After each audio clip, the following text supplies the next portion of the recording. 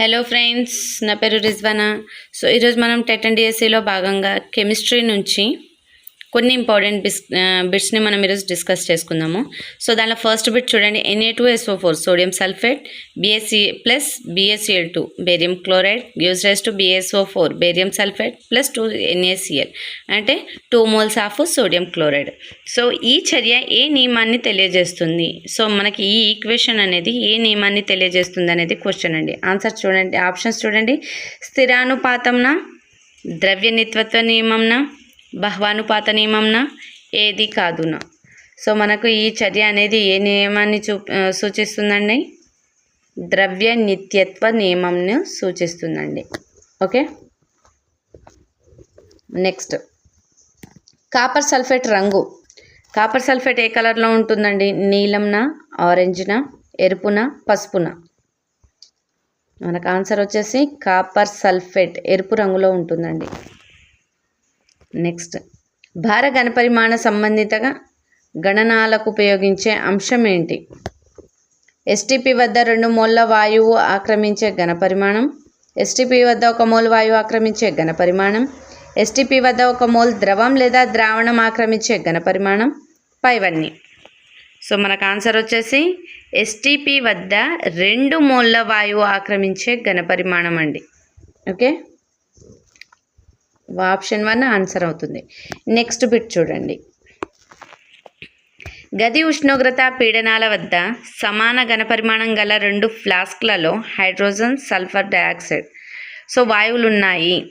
వాటిలో సమాన సంఖ్యలో ఏముంటాయండి? పరమాణువులు ఉంటాయా, అణువులు ఉంటాయా, ప్రోటాన్లు ఉంటాయా, ఎలక్ట్రాన్లు ఉంటాయా? ఆప్షన్ 3 ప్రోటాన్లు ఉంటాయండి. ఓకేనా, నెక్స్ట్ బిట్ చూడండి. క్రింది వానిలో సరి అయిన ప్రవచనం ఏంటండి? ఫస్ట్ వన్ చూడండి. రసాయన చర్యలు జరిగినప్పుడు శక్తి మార్పులు సంభవిస్తాయి. సెకండ్ వన్ చూడండి. ఒక రసాయన మార్పు జరిగినప్పుడు పరమాణువుల పునరమరిక జరుగుతుంది.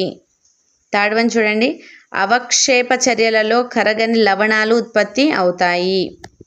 ఫోర్త్ వన్ పైవన్నీ.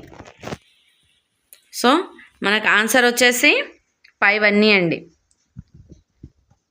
రసాయన చర్యలు జరిగినప్పుడు శక్తి మార్పులు సంభవిస్తాయండి.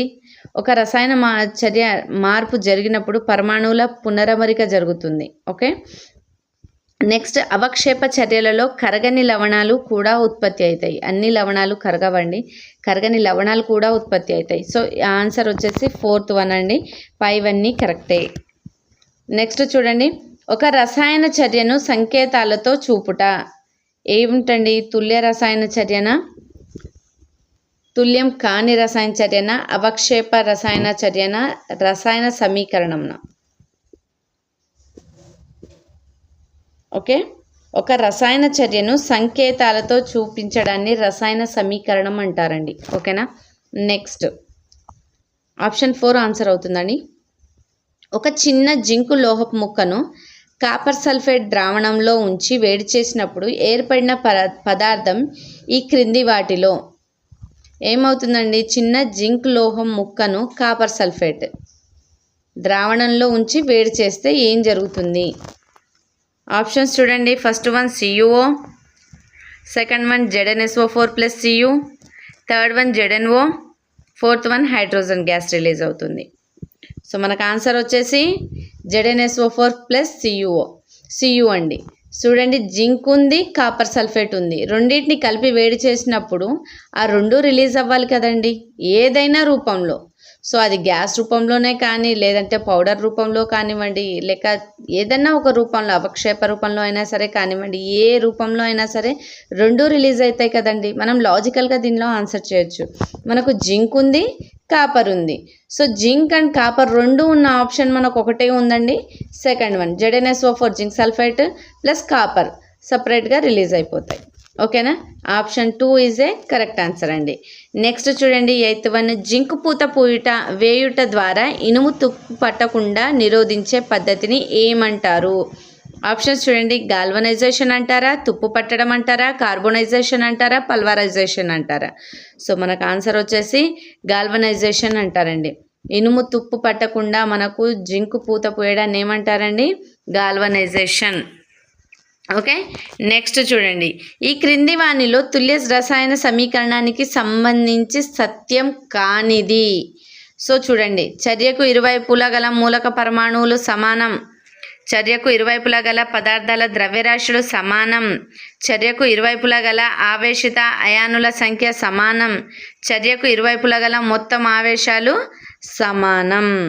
సో మనకు చర్యకు ఇరువైపులా గల మూలకాల పరమాణువులు సమానంగా ఉంటాయండి. మనకు చర్యలో పాల్గొన్న మూలకాలు, మనకు ఏర్పడే పదార్థ మూలకాలు కూడా అంటే సమానంగా ఉంటాయి. ఓకే, ఇరువైపుల పదార్థాల యొక్క ద్రవ్యరాశులు కూడా సమానంగానే ఉంటాయండి. కరెక్టే ఆ రెండు కూడా. చర్యకు ఇరువైపుల గల ఆవేశిత అయాన్ల సంఖ్య సమానం అనేది తప్పండి.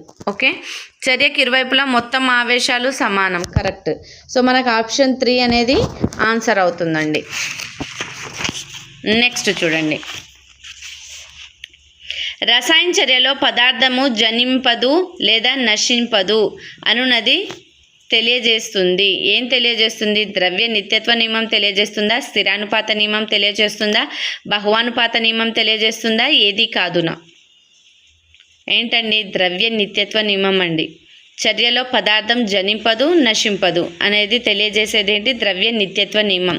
సో సెకండ్ వన్ చూడండి,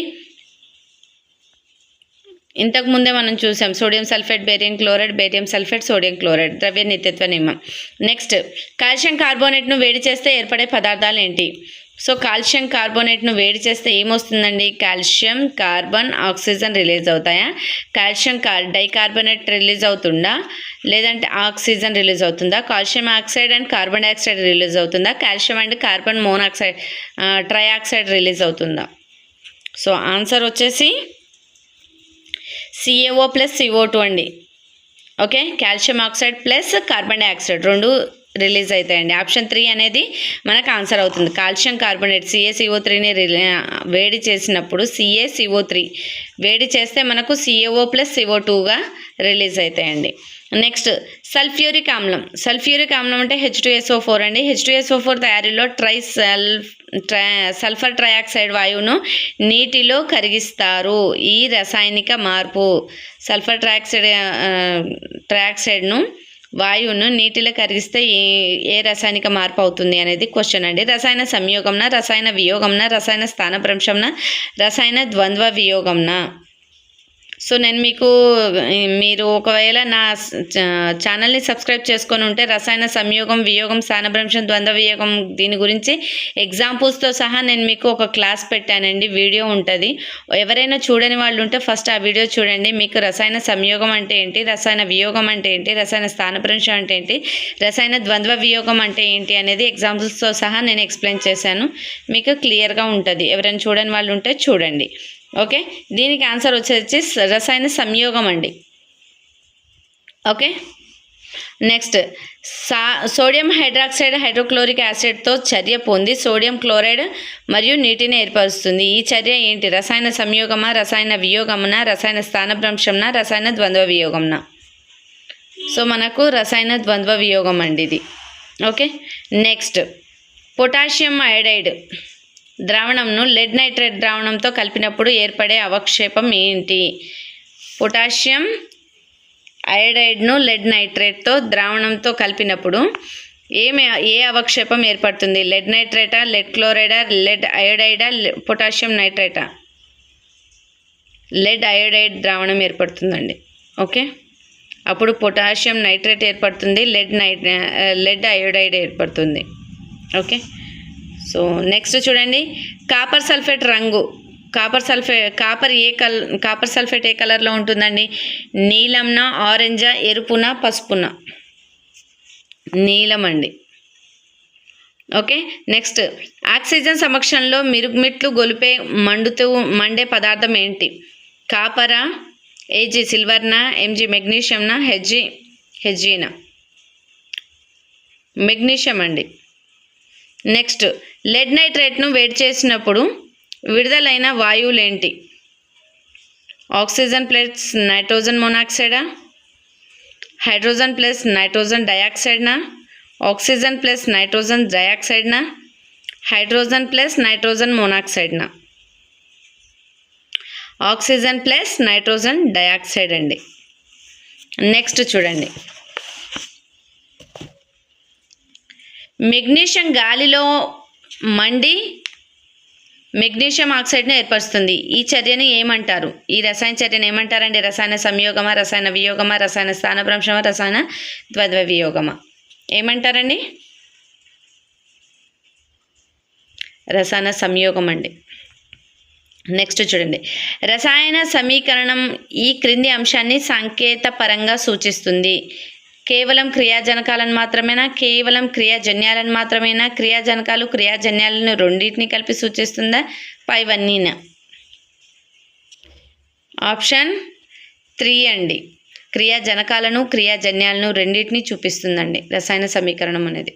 ఓకే, నెక్స్ట్, పరస్పర ఘనపరిమాణ సంబంధిత గణనాలకు ఉపయోగపడే సిద్ధాంతం ఏంటండి? బాయిలా, చార్లెసా, గెలుషాక, అవగాడ్రోనా? అవగాడ్రో అండి.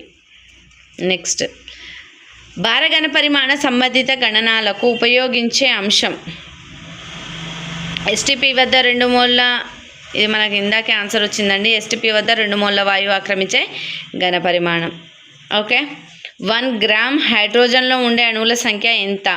1 గ్రామ్ హైడ్రోజన్ తీసుకుంటే దానిలో ఉండే అణువుల సంఖ్య ఎంత? 6.023 × 10⁻23. ఆప్షన్ 2 వచ్చేసి 3.01 × 10⁻23.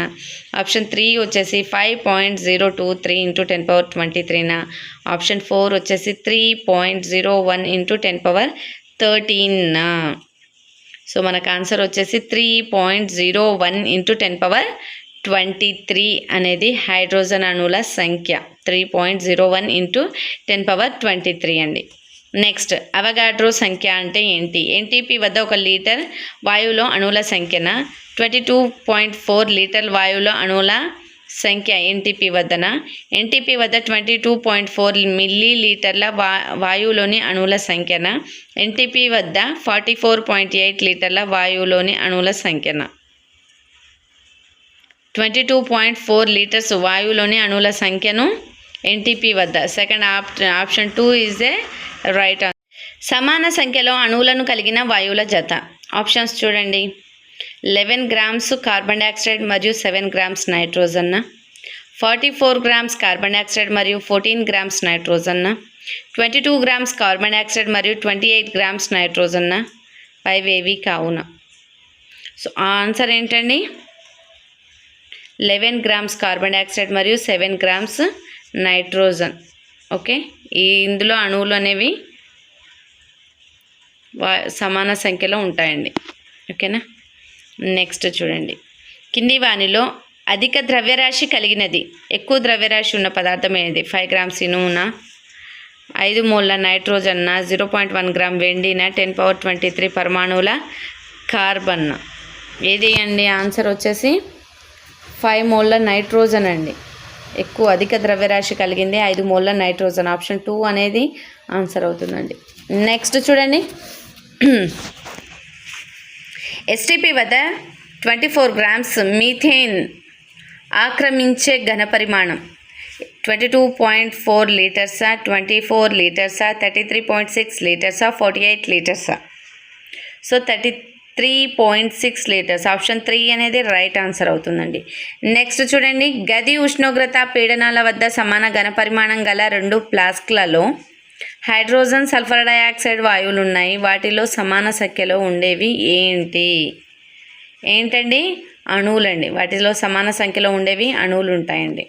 Next, NaCl plus AgNO3 use rise to AgCl plus NaNO3. ఈ అనే చర్యలో క్రియాజన్యాలు ఏంటి అని అడుగుతున్నాడండి. క్రియాజన్యాలు ఏంటండి? AgCl ప్లస్ NaNO3 అనేది క్రియాజన్యాలు, NaCl ప్లస్ AgNO3 అనేది క్రియాజనకాలు.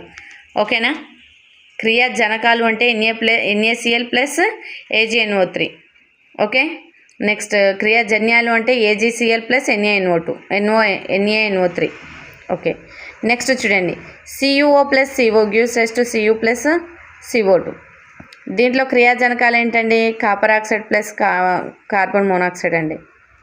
ఆప్షన్స్ చూడండి, CuO plus CO, Cu plus CO2, CO plus CO2, CO plus Cu. So 1 అనేది ఆన్సర్ అవుతుందండి. ఓకే, నెక్స్ట్ చూడండి.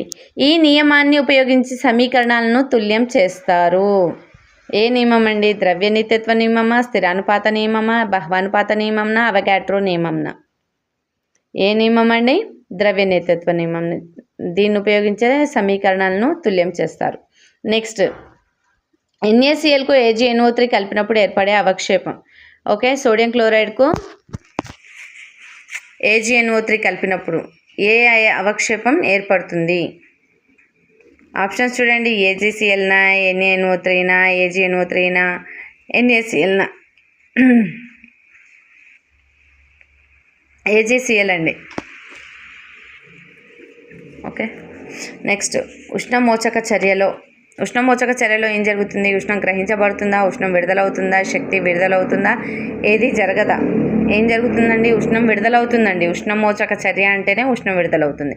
నెక్స్ట్, రసాయన సమీకరణంలో వాయువులని ఏ గుర్తుతో సూచిస్తారు? రసాయనాలను వాయువులో ఏ గుర్తుతో సూచిస్తారండి? ఆప్షన్ 4 అండి. మనకు యారో మార్క్ అనేది పైకి చూపించాలి వాయువులని. ఓకేనా? సో ఫ్రెండ్స్, ఇది ఈరోజు వీడియో ఫ్రెండ్స్.